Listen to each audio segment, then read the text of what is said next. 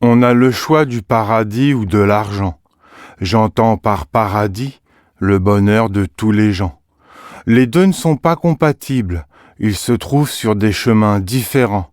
L'argent pour la majorité, c'est de se vendre au plus offrant.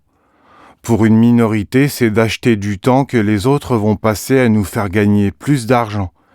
Et si c'est plus rentable, on met des robots à la place des vivants.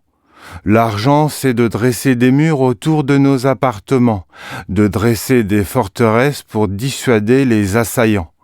L'argent met en place des gouvernements, en Afrique notamment, pour piller l'or et le pétrole légalement, mais aussi le cobalt et les diamants. L'argent, c'est la course à l'armement. Le budget de l'armée en France, c'est plus de 40 milliards depuis 2 ans. En 2023, le budget de l'armée des États-Unis, c'est plus de 800 milliards et ça dure depuis longtemps. La Chine, c'est 267 milliards précisément. Je ne vous parle pas du budget des armées de toute l'Europe et de tous les continents. D'après le macroéconomiste David Laborde, il suffirait d'investir 30 milliards chaque année d'ici 2030 pour éradiquer la faim dans le monde définitivement. L'argent surveille les dissidents. Il veille à ce qu'on ne sorte pas du rang. Il nous étiquette sur des cartes en plastique infalsifiables, français, chinois, nigériens ou afghans, polonais, japonais, russes, suédois ou allemands. On ne fait pas ce qu'on veut à moins d'avoir de l'argent. L'argent fait briller les yeux, il fait tourner la tête des trafiquants. Des pays entiers vivent du trafic de stupéfiants, mais pas d'affolement. La justice est du côté de l'argent. L'argent se paye des femmes, des enfants.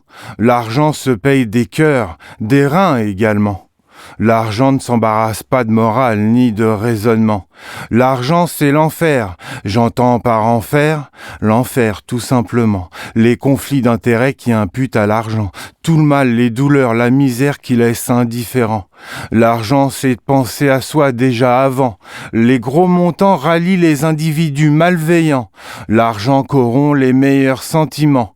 Parce que la vie est dure, on voudrait être insouciant, vivre facilement. Nombreux se damneraient pour mettre un peu de beurre dans les féculents.